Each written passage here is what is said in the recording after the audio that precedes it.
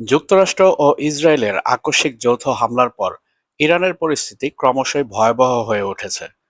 এখন পর্যন্ত এই হামলায় ইরান হারিয়েছে ১,০০০-এরও বেশি সামরিক ও বেসামরিক নাগরিক। শুধু তাই নয়, নিহতদের তালিকায় রয়েছে অর্ধশতাধিক উচ্চপদস্থ সামরিক কর্মকর্তা। সবচেয়ে বড় আঘাত হিসাবে ইরান হারিয়েছে তাদের প্রাণপ্রিয় নেতা আয়াতুল্লাহ আলী খামেনিকেও। আর এই হামলার ধাক্কা এখনো থামেনি। প্রতিনিয়তই যুক্তরাষ্ট্র ও ইসরায়েলের আক্রমণের মুখে পড়ছে এই দেশটি। এই পরিস্থিতিতে বিশ্বজুড়ে ইরানের সমর্থকদের মনে একটি প্রশ্ন ঘুরপাক খাচ্ছে: ইরান একটি মুসলিম দেশ হওয়া সত্ত্বেও কেন অন্য কোনো মুসলিম রাষ্ট্র তার পাশে দাঁড়াচ্ছে না? শুধু মুসলিম বিশ্বই নয়, আরেকটি প্রশ্ন সামনে এসেছে: ইরানের ঘনিষ্ঠ বন্ধু হিসেবে পরিচিত চীন ও রাশিয়া কেন শুধু নিন্দা ও প্রতিবাদেই সীমাবদ্ধ রয়েছে? কেন তারা ইরানের পক্ষে সরাসরি যুদ্ধে অংশ নিচ্ছে না?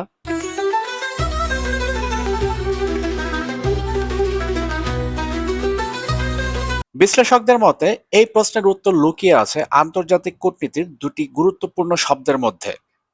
প্রথমটি হচ্ছে অংশীদার, আর দ্বিতীয়টি হচ্ছে মিত্র।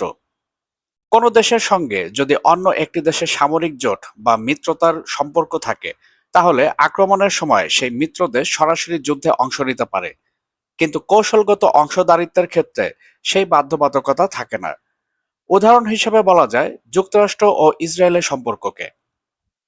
যুক্তরাষ্ট্র ইসরায়েলের ঘনিষ্ঠ মিত্র, ফলে ইসরায়েলের পক্ষে নিজেদের সেনাবাহিনী ও অস্ত্র ব্যবহার করে ইরানের বিরুদ্ধে যুদ্ধে অংশ নিয়েছে যুক্তরাষ্ট্র।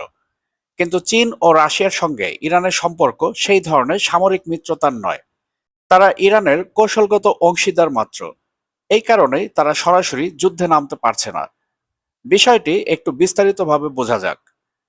বিগত ২০২৫ সালের ১৭ই জানুয়ারি ইরান ও রাশিয়ার মধ্যে একটি গুরুত্বপূর্ণ চুক্তি স্বাক্ষরিত হয়, যার নাম কৌশলগত অংশীদারিত্ব চুক্তি। এই চুক্তি অনুযায়ী কোনো হামলার পরিস্থিতিতে রাশিয়ার ভূমিকা মূলত পরামর্শ দেওয়ার মধ্যে সীমাবদ্ধ থাকবে। আইনগতভাবে এই সম্পর্কের কারণে রাশিয়া ইরানকে সামরিক সরঞ্জাম সরবরাহ করতে পারে, কিন্তু সরাসরি যুদ্ধে অংশ নেওয়ার বাধ্যবাধকতা নেই। বিশ্লেষকদের ভাষায় এটি মূলত সমর্থনের একটি প্রতীকী প্রদর্শন মাত্র। ফলে চুক্তি অনুযায়ী রাশিয়া ইরানের হয়ে যুদ্ধ নামতে বাধ্য নয়।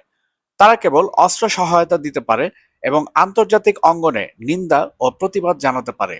এর বেশি কিছু করার আইনি বাধ্যবাধকতা তাদের নেই। চীনের ক্ষেত্রেও পরিস্থিতি প্রায় একই রকম।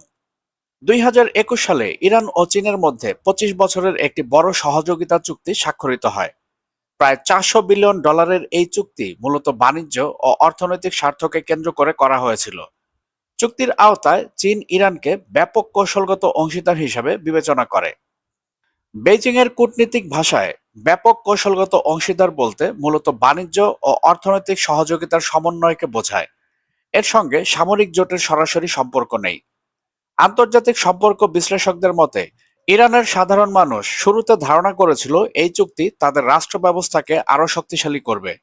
কিন্তু বাস্তবে দেখা গিয়েছে এই চুক্তির ফলে চীনা পণ্যের জন্য ইরানের বাজার আরো উন্মুক্ত হয়েছে। এতে চীনের লাভই বেশি হয়েছে বলে অনেকের ধারণা।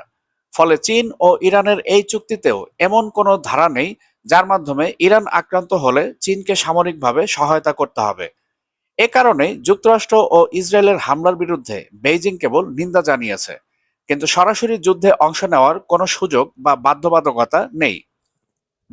এর পাশাপাশি বিগত ২৯ জানুয়ারি চীন, রাশিয়া এবং ইরান একটি ত্রিপক্ষীয় চুক্তি স্বাক্ষর করে।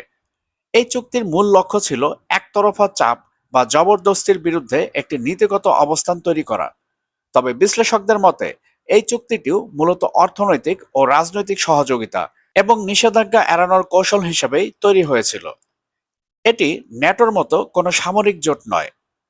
ন্যাটোর আর্টিকেল ৫ অনুযায়ী সদস্য দেশগুলোর মধ্যে যে কোনো একটি দেশ আক্রমণের শিকার হলে অন্য সদস্যরা তার হয়ে যুদ্ধে অংশ নেয়। এটি প্রকৃত সামরিক মিত্রতার একটি বড় উদাহরণ। কিন্তু ইরানের সঙ্গে চীন বা রাশিয়ার সম্পর্ক সেই পর্যায়ের নয়। তাদের সম্পর্ক কেবল কৌশলগত অংশীদারিত্বের মধ্যেই সীমাবদ্ধ। তারা ইরানের অভিভাবক বা আনুষ্ঠানিক সামরিক মিত্র নয়। আর শুধু চুক্তির সীমাবদ্ধতাই নয়, অর্থনৈতিক স্বার্থ এখানে বড় ভূমিকা রাখছে।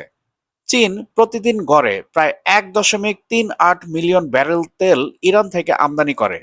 অন্যদিকে রাশিয়া ইরানি ড্রোন প্রযুক্তির অন্যতম বড় ক্রেতা হিসেবে পরিচিত। এই পরিস্থিতিতে মধ্যপ্রাচ্যে দীর্ঘমেয়াদী অস্থিরতা তৈরি হলে তাদের বাণিজ্যিক স্বার্থ মারাত্মকভাবে ক্ষতিগ্রস্ত হতে পারে। বাজার বন্ধ হয়ে গেলে তাদের অর্থনৈতিক স্থিতিশীলতাও হুমকির মুখে পড়বে। এ কারণেই এই মুহূর্তে যুক্তরাষ্ট্রের সঙ্গে সরাসরি সংঘাতে জড়ানোর মতো ঝুঁকি নিতে চায় না চীন কিংবা রাশিয়া। ফলে বর্তমান বাস্তবতায় প্রতিশোধ বা আত্মরক্ষার লড়াইয়ে ইরান কার্যত একাই দাঁড়িয়ে আছে। অনেকের মতে আন্তর্জাতিক রাজনীতির এই চিত্রে স্পষ্ট হয়ে উঠেছে রাষ্ট্রগুলো শেষ পর্যন্ত নিজেদের স্বার্থকেই প্রাধান্য দেয়। আর সেই স্বার্থের কারণেই অনেক মুসলিম দেশ কিংবা অন্যান্য রাষ্ট্র আজ ইরানের পাশে সরাসরি দাঁড়াতে এগিয়ে আসছে না। তবে চীন ঠিকই ইরানের পাশে দাঁড়াবে, হয়তোবা 2 সপ্তাহ পর। সামরিক বিশ্লেষকরা বলছেন, হরমুজ প্রণালী যদি বন্ধই থাকে, তেল রপ্তানি যদি বন্ধ থাকে, তাহলে চীনের শিল্প বন্ধ হয়ে যাবে, যা চীন কখনো চায় না। আবার চীন এটাও চায় না হরমুজ প্রণালী আমেরিকার দখলে যাক। অলরেডি চীন ভেনেজুয়েলাকে হারিয়েছে, যেখান থেকে প্রায় 60% তেল আমদানি করত। এখন যদি ইরানকেও হারায়, তাহলে চীনের শিল্প উন্নয়ন মুখ থুবড়ে পড়বে। তাই চীন নিজের স্বার্থেই খুব তাড়াতাড়ি ইরানের পাশে দাঁড়াবে। বাকিটা সময়ের ব্যাপার মাত্র। বন্ধুরা, আপনারা কি মনে করছেন? আপনাদের মূল্যবান মতামত অবশ্যই কমেন্টে আমাদেরকে জানাবেন। আমাদের ভিডিও ভালো লাগলে লাইক ও শেয়ার করবেন, আর আমাদের চ্যানেলটি সাবস্ক্রাইব করে all bell icon notification on করে আমাদের সাথেই থাকবেন। দেখা হবে পরবর্তী ভিডিওতে। ততক্ষণ পর্যন্ত সবাই ভালো থাকবেন, সুস্থ থাকবেন, বাংলাদেশকে ভালোবাসবেন।